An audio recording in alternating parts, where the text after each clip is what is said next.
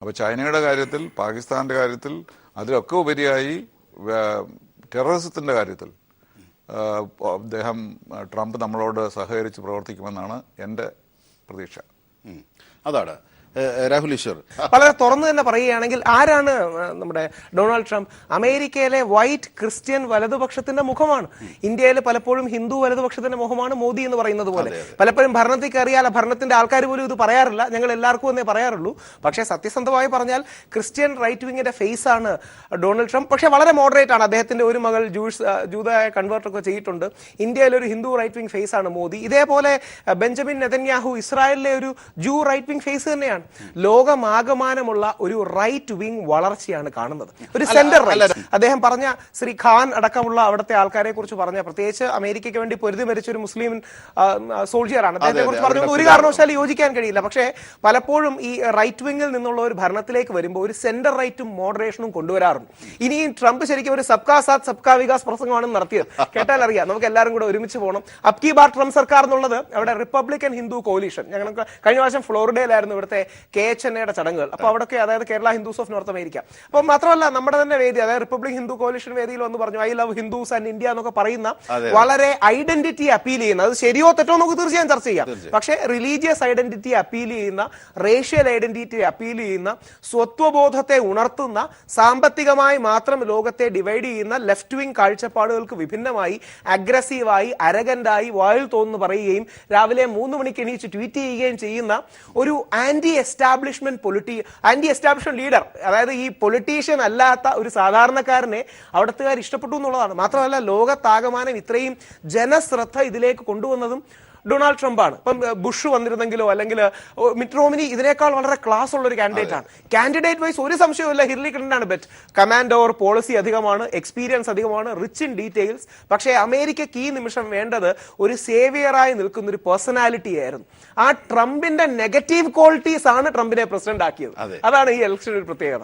മോദിയെ പോലെ താങ്കൾ ആദ്യം അല്ല, മോദിക്ക് ഉള്ള ആ അഗ്രഷൻ റൈറ്റ് വിങ് ഫേസ് ആണ്. നേരെ ഡെവലപ്മെന്റ് എന്ന് ഇപ്പം ഞാൻ സത്യസന്ധമായി പറഞ്ഞില്ലെങ്കിലും എല്ലാവർക്കും അറിയാം, ഡെവലപ്മെന്റ് എന്നുള്ളത് ഒരു കൈ മാത്രമാണ്.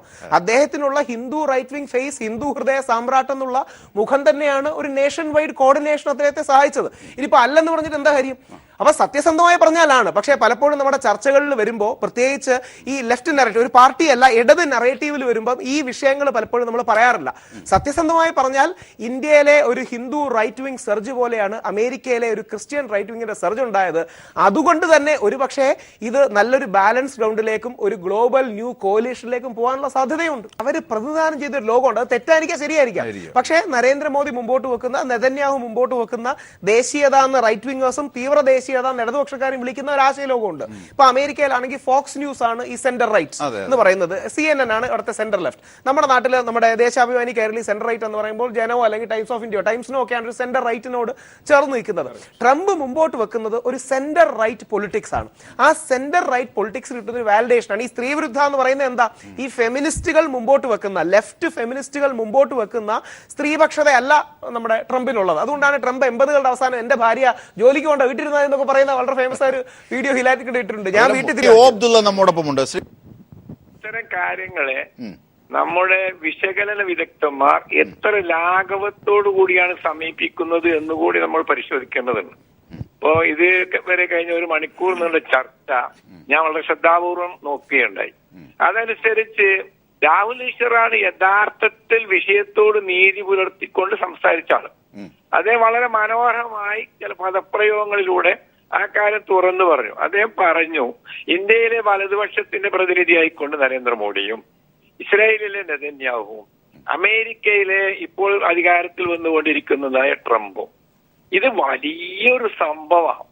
രാഹുൽ ഈശ്വർ വളരെ സംക്ഷിപ്തമായിക്കൊണ്ട് എന്നാൽ വളരെ നല്ല രീതിയിൽ അക്കാര്യം പറയുമ്പോൾ അതൊന്നും പറയാതെ ഇവരൊക്കെ ആരാണ്, എന്താണ് അവരുടെ നികുതിയുടെ ഘടന അങ്ങനെയാണ്, അല്ലെങ്കിൽ അതിനുള്ളതായ കാരണം ഇതാണ്, അല്ലെങ്കിൽ ഡൊണാൾഡ് ട്രംപിന് പെൺകുട്ടികളോട് താല്പര്യമാണ്. ഗ്ലോബൽ പൊളിറ്റിക്സ് കാണാതിരുന്നിട്ട് കാര്യമില്ല. അതായത് സത്യസന്ധമായി ഈ വിഷയം നമ്മൾ കാണണം. ആഗോള തലത്തിൽ ഒരു റൈറ്റ് ആയിട്ടുള്ള റീസണബിൾ മോഡറേറ്റ് മുസ്ലിം ലീഡറിന്റെ അഭാവം നമുക്കുണ്ട്. നമുക്കെന്ന് പറഞ്ഞാൽ ഈ ലോകത്തിനുണ്ട്. അത് ആവശ്യമാണ്. കാര്യം ലോകത്തിലെ പ്രധാന മതങ്ങളെയോ അല്ലെങ്കിൽ സിസ്റ്റങ്ങളെയോ പ്രതിദാനം ചെയ്യുന്നതിൽ ഇന്ത്യയിൽ ഒരു ഹിന്ദു വലതിൽ നിന്ന് നരേന്ദ്രമോദി ഉണ്ട്, അമേരിക്കയിലെ ക്രിസ്ത്യൻ വലതിൽ നിന്ന് ഡൊണാൾഡ് ട്രംപ് ഉണ്ട്, നമ്മുടെ ഇസ്രായേലിൽ ഒരു ജൂത വലതുപക്ഷക്കാരനായ ബെഞ്ചമിൻ നെതന്യാഹു ഉണ്ട്. ഒരു ഗ്ലോബൽ മുസ്ലിം ലീഡർ നമുക്ക് ഒന്നെങ്കിൽ സൗദി അറേബ്യയിൽ നിന്ന് അല്ലെങ്കിൽ ഇന്തോനേഷ്യയിൽ നിന്ന്, കാര്യം ഇന്തോനേഷ്യയിൽ 95% മുസ്ലിങ്ങളാണ്, 23 കോടിയോളം മുസ്ലിങ്ങളുള്ള ഏറ്റവും വലിയ മുസ്ലിം രാജ്യമാണ്. ഒന്നെങ്കിൽ ഇന്തോനേഷ്യയിൽ നിന്ന് അല്ലെങ്കിൽ സൗദി അറേബ്യയിൽ നിന്ന് ലോകം ബഹുമാനിക്കുന്ന ഒരു മുസ്ലിം ലീഡർ ഉണ്ടാവണം. ഇന്നുള്ള കാലിഫറ്റ് അല്ല. പക്ഷെ ഓർക്കണം, നമ്മളുടെ ഗാന്ധിജി ഖിലാഫത്തിനെ സപ്പോർട്ട് ചെയ്ത ആളാണ്.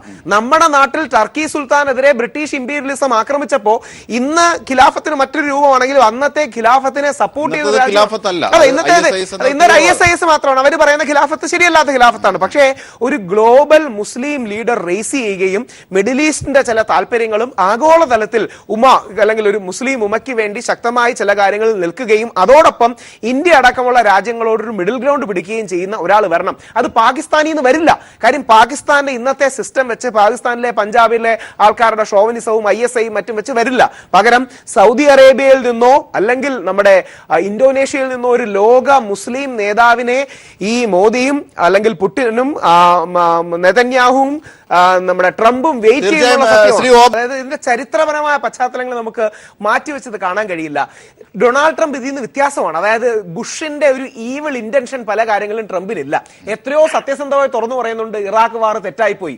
ഈ ഐസിസിന്റെ ക്രിയേഷന് കാരണം ഹിലരി ക്ലിന്റനും ഒബാമയാണ്. നിങ്ങൾ ഉണ്ടാക്കിയ വാക്യൂം കാരണമാണ് ഐസിസ് ഉണ്ടായെന്ന് പറയാൻ കാണിക്കുന്ന ഒരു രാഷ്ട്രീയ സത്യസന്ധതയുള്ള ഒരു ആളാണ്. മാത്രമല്ല, കഴിഞ്ഞ 500 വർഷങ്ങളിലെ ചരിത്രം എടുത്താൽ ഈ ജിഹാദ് വേഴ്സസ് ക്രൂസൈഡ് മാറി ഒരു സമാധാനം ഉണ്ടാക്കാൻ ഒരുപക്ഷെ ട്രംപിന് കഴിയും. നമ്മുടെ നാട്ടിൽ തന്നെ എടുത്തു നോക്കൂ, വാസ്കോഡ ഗാമ 1498 ആദ്യം വന്നപ്പോ നിങ്ങൾ അറബ് രാജ്യങ്ങളോടും മുസ്ലിങ്ങളോടുള്ള ട്രേഡ് നിർത്തണമെന്നാണ് നമ്മുടെ സാമൂതിരിയോട് പറഞ്ഞത്. അപ്പൊ സാമൂതിരി പറഞ്ഞു, എനിക്ക് ലാഭം വേണ്ട, പക്ഷേ ഈ മുസ്ലിങ്ങൾ ഞങ്ങളുടെ ഭാഗമാണെന്ന്. ആ രീതിയിൽ ഏഷ്യൻ രാജ്യങ്ങളും മുസ്ലിം രാജ്യങ്ങളും ഒരുമിച്ച് നിന്നാ പോയിരിക്കുന്നത്. ഒരുപക്ഷെ ട്രംപ് എന്ന വ്യക്തി ചരിത്രത്തിൽ പ്രാധാന്യം നേടുന്നത് ഒരു പുതിയ സമാധാനം ഉണ്ടാക്കാനും അനാവശ്യമായി ഇസ്രായേലിനെ നിൽക്കുന്ന ഈ ലോബിയുടെയും മൊസാദിന്റെയും ഇൻഫ്ലുവൻസിൽ നിന്ന് വെളിയിൽ വന്നുകൊണ്ട് ഇസ്രായേലിന് സമാധാനപരമായി നിലനിൽക്കുന്നതിനോടൊപ്പം മിഡിൽ ഈസ്റ്റിൽ സമാധാനം ഉണ്ടാക്കാനും ഇന്ത്യ അടക്കമുള്ള രാജ്യങ്ങളെ ഒരുമിച്ച് നിർത്തിക്കൊണ്ട് മുമ്പോട്ട് പോകാനും കഴിയുന്ന ഒരു അവസരമാണ്. വിളി ചെയ്യോ ഇല്ലയോ എന്ന് രണ്ടാമത്തെ കാര്യമാണ്. ആ ഒരു അവസരത്തിലേക്കാണ് വരുന്നത്.